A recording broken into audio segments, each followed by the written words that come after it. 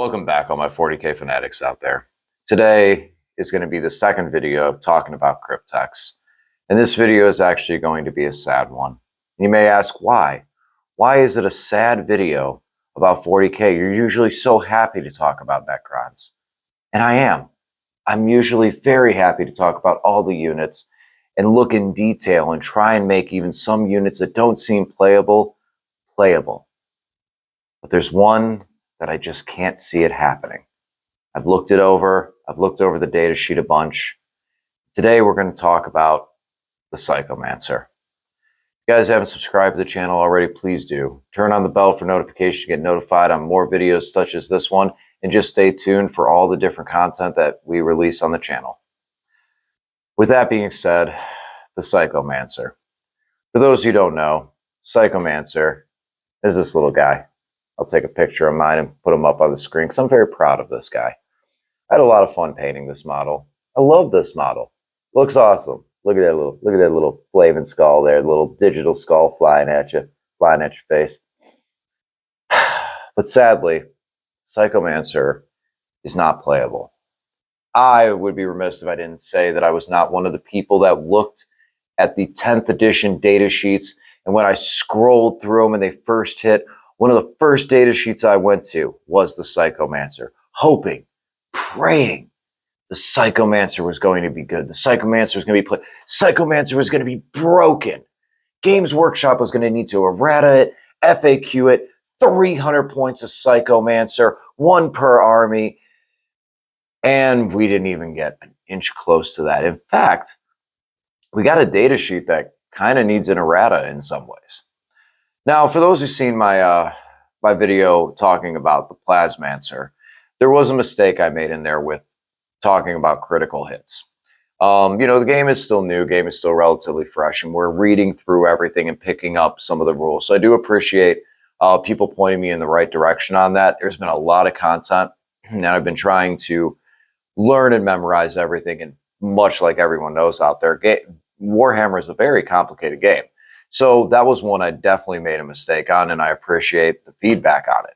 So again, with this video, and I welcome it. If anyone had noticed, I did put a video out there complimenting and showing the appreciation for such comments. So I appreciate that feedback. So I'm going to give my general 100% reading of what I see, what I think, what I feel. And if I get anything wrong, please let me know in the comments section. I will gladly post follow-up videos so that we can all learn this and put this stuff together and try and figure out some of these combos or effective uses for units that maybe, a newer gamer getting into the game just went and bought a combat patrol. And something that they're using in there is just getting smoked off the field, and they don't understand why. Well, one thing that I like about this channel is being able to bring all that information to the forefront. Today, however, I don't see it. And it's very sad. Usually I'm very happy to talk about Necrons, happy to talk about the offset units. This is the one that I just can't do it. It really is just a super sad moment. The Psychomancer is in such a low column, in my opinion, in the Necron army, that not only is it unplayable, but it actually does need an errata just to function. And I'm going to talk about that in a second here. But for starters, let's talk about the data sheet itself. Now, as I've said in the other videos, Cryptex all pretty much fall into the same column of data sheet. You got a character with a 5-inch move, toughness 4, 4-up save, with 4 wounds, leadership 6, objective control 1. The Psychomancer does not have an invulnerable save. And yeah, so it's the same basic Cryptek stat line. Units he can join is like the other Crypteks, Immortals, Lich Guard, and Necron Warriors. And again, him, like all the other Crypteks, can join a unit that's led by a Noble or Royal Warden, so he's an additional one. So, and that's kind of the first place where he falters. When one of the things with Necrons, and I think we've all, as we're putting together lists, kind of noticed this, there is a lot of cool combinations that we can do with some of the Crypteks that have yet to be named and I've yet to talk about. And when we start talking about those, you're going to see how much value is behind that. Now, what spot that takes up, yes, we don't have HQ and force organization spots, but the units themselves are limited to how many characters can attach to them. So when we start looking at attaching a Cryptek to a unit, that value to it doesn't need to necessarily be more powerful than another's, but it needs to have its own synergy or utility that it brings to the army. Where the Plasmancer can make immortals much more devastating, or even warriors stronger as well too. That unit has a super strong situational viability. And when you build into that and you build into those lethal hits, he can really do the job. And he's effective and he's not that expensive. Now, while the Psychomancer is only 50 points, we're looking at this for 5 points more. You can get a different Cryptek. So with that being said, let's start looking at what he does in general. And you'll see what I mean here. So first of all, his guns. He's got an 18-inch range and one shot. Ballistic skill 4, command protocols will get him hitting on a 3, strength 6, AP 3, flat 3 damage. And combat, same profile. 1 attack, weapon skill 4, strength 6, negative 3, flat 3 damage. And while you might say like, ooh, strength 6, negative 3, flat 3 damage, that's a decent profile. What are you going to use that with and on?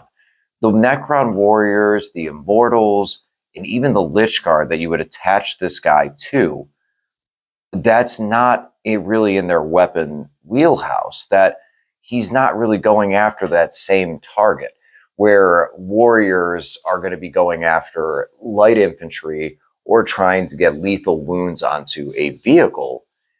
The strength 6 is going to fall subpar to a lot of higher toughnesses, and it's going to be overwhelming and unnecessary against horde units and horde style models. So it really just doesn't fit well in the synergies of the units it can join and what their jobs are going to be in their roles. But let's get over to his abilities, because Crypteks all have their own unique abilities, and that should be where he comes back, right? Well, for starters, we're going to jump down to Harbinger of Despair. So at the start of your shooting phase, you can select one enemy unit within 18 inches of this unit, excuse me. That unit must take a battle shock test. Okay, so that's a usable ability. I don't know if I'd gauge that as a 50-point ability, nor taking the spot of another Cryptek that could give move and shoot, feel no pain, or the critical 5-ups. It just, I mean, right there alone, you're looking at a different Cryptek character that you can take 3 of, and it just seems like in all scenarios, in all 3 of the units that you can attach a Cryptek to, that those are going to be better scenarios and better unit to equip. And now in targeting a unit for battle shock, okay, you battle shock a unit, which basically means it has objective control value 0, so you could steal the objective from very close, or you could prevent it from having any stratagems used on it. Once the player's turn comes, though, they're going to be able to unbattle shock it with a test. I mean, I can see in some matchups, possibly. And we're getting really into the nitty-gritty of it. Having him in a unit that gets close enough that can battle shock something that has a high objective control value, such as Custodes, or in this case, even Imperial Knights, and cause the battle shock, could potentially allow you to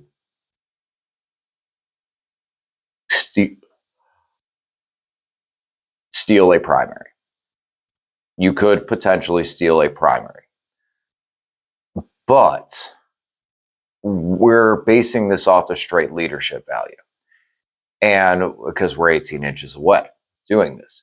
So what do we do to make this a more reliable roll, a more reliable attack per se for us?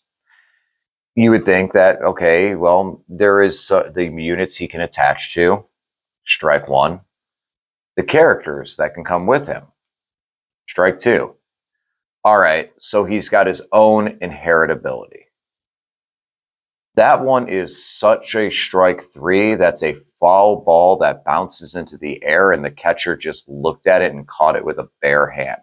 Not only is it a strike, it's an out. There's just you're just walk right over to the bench. And the reason being is Nightmare Shroud. Now I'm going to read this, and I want to see if anyone else can catch this too. Realize this. I checked the app, I checked the erratas to see if this had been changed. Nightmare Shroud is an aura. While an enemy unit is within 9 inches of this model, subtract 1 from the leadership characteristic of models in that unit. Hold on. So now that leadership value is, like, for example, this character has a leadership value of 6+. We have to roll 2 dice, and if you roll equal to or over the leadership, you pass. This says subtract 1 from the leadership characteristic. So 6+ minus 1, I mean, I'm pretty decent at math, and I really do think that 6 minus 1 equals 5. So if we get closer, you gain a leadership buff. You get a better leadership value for us getting closer to you. That's how it reads. Obviously, that's not the way it's intended. And maybe there's something in there in a obscured rule. And if anyone knows where that is, please, in the comments section, put where I can find that and put the page that specifically states what Games Workshop was trying to say with this. But the way it reads is that you basically give your opponent a buff. Okay, so let's not talk about it that way. Let's talk about it the way that rules as intended, where it's supposed to reduce the leadership value. So that 6 up would technically be a 7+ to make it a little bit easier, harder, whichever side of the coin you're on, for the battle shock test to occur off this shooting effect. You need to be within 9 inches. That means that this guy isn't even a good target to put the veil on. You can't even deep strike it. The only way that you could stealth hit with this guy is through a monolith. Bringing them up to the forefront, bringing them right in there just to be able to hit something with a battle shock. So your combo is going to be a monolith, a unit, and him. And you're going to spend all those points to bring him through so that he can maybe battle shock a unit. And then what? Okay, so that unit, you steal the objective. Okay, and then he's wiped, he's gone. Maybe you scored 5 extra points that turn or a couple extra points on a secondary, but now you've exposed your monolith, because it's in the forefront. You've exposed this unit, which honestly, as much resilience as we have, we're very strong as a core army. Like, we need some of our other pieces behind us, whether it's ghost arcs or reanimators, like those things nearby. Well, this is a unit that's kind of stranded out in the open. They're going to get ripped across the field, ripped away really fast. And if you're doing this early, they're really going to get ripped across the field fast. So what do we do? What can we do with this guy? Honestly, paint him and put him on the shelf. This environment right now, we don't have a lot. Like, Battle Shock is good, Battle Shock is strong. And when you're able to have something that's able to force a Battle Shock test on top of another ability that it brings, I think that's really, really strong and really good. However, because of the fact that the Cryptek, this specific Cryptek, the Psychomancer, does not bring anything extra to the table that another Cryptek couldn't bring with crypt thralls and a character being attached to a unit, there's really not anything that you can do with him. Yes, you can battle shock something. Yes, you could. He looks really cool, but at the end of the day, those points you invest in him can be better spent in 3, or if we're talking about character Crypteks, number 4, that can attach to that unit. Now, what if you don't? Okay, you take him by himself. Well, he doesn't have lone operative, so your opponent sees him, he's dead. So that doesn't really work. And so then what? Now, I have toyed around with that idea a little bit because what he is very, very, very cheap at 50 points. And with some of the things in the meta right now, with knights and artillery and that stuff, while killing a Psychomancer may seem nice on an assassination run, if you have assassination as a tactical objective, he can hang out, kind of hide, and be able to actually do that objective steal, where you move a unit onto an objective such as Lich Guard, attempt a battle shock, and if you succeed, you're able to take that guy out and take out the squad, and that squad now no longer controls that objective. In some scenarios, that could end up saving you a lot of shooting and a lot of damage going into a unit if you're able to battle shock it at the beginning of your shooting phase, because this is at the start of the shooting phase, you target a unit. So you could use it to redirect fire. Issue I see is, once you do that one time, Psychomancer's dead. Pass or fail, Psychomancer goes down. Then you have and then when you go and attach them to a unit, then once again, we get into the column of, but you could be putting another Technomancer or Cryptek on there as well. I gotta give the teaser for it. Technomancer gives feel no pain. Technomancer gives a feel no pain, and the Plasmancer gives better crits. I mean, those are all things that are so much stronger abilities than the Psychomancer. So I really think, honestly, he's just meant to be. It's not meant to be. He's not meant to be right now.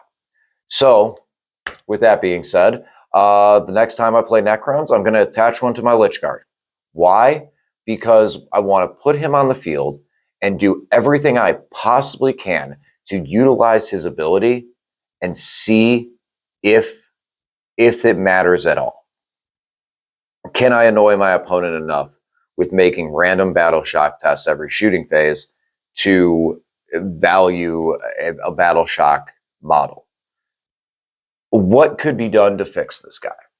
So looking at him right now and with the direction they're going, what could be done to make this guy better? Number one, I think that the aura effect that affects enemy leadership should be more tied into how close you are to the enemy model. So 9 inches away, like 9 inches away for reduction of 1, 6 inches away, reduction to 2, 3 inches away, reduction of 3. This would make it that you're more likely to ding that battle shock. And what that can do is allow us to now play into scenarios where we have a reliable battle shock to then bring a unit in behind to prevent our opponent from using stratagems on that unit to take us out. Secondly, with the targeted unit within 18 inches and make the unit test for battle shock. I think that if you added to that the unit tests for battle shock, if they fail it, they then have to test again at the beginning of their next command phase. That would make this now suddenly a scary ability, because that makes this guy threatening, where now your entire army is pushing at somebody, and this little guy by himself, no unit, nothing at all, is coasting over across the field. And he looks and he gets close enough. And this is a shooting phase ability, but you can advance. You're not actually shooting. So you advance him up there, and now you're within 18 inches and you're looking at a unit, maybe even closer for that minus the reduction to leadership effects. And you're close. and you're going to battle shock that unit. And your opponent knows if he fails that test, he's going to have to test again in his command phase, or that unit remains battle shocked. That now makes this guy suddenly a threat, because now he can not only just gain you points at the end of your turn and gain you a little bit of a boost right there, or maybe protect you from stratagems that hit that unit. Now he's possibly hitting your opponent where it hurts the most, the scoreboard. Because once those turns pass, those primary points usually can never be achieved again. Those are my thoughts on him. I really wish the Psychomancer was better. I really do. I absolutely love the model. I get where they're trying to make him a leadership engine. I just think this was a fail. This was not a good Cryptek for the ones we have, and it's sad because it is an awesome, awesome model. Now, although that is sad that he is so much down on the back burner, there are still many Crypteks that I want to cover, including characters that are really, really cool and do a lot of interesting things and bring a lot of new and interesting effects to the Necron army. So guys, thanks for listening, and stay tuned for those videos as well, and I'll talk to you again soon.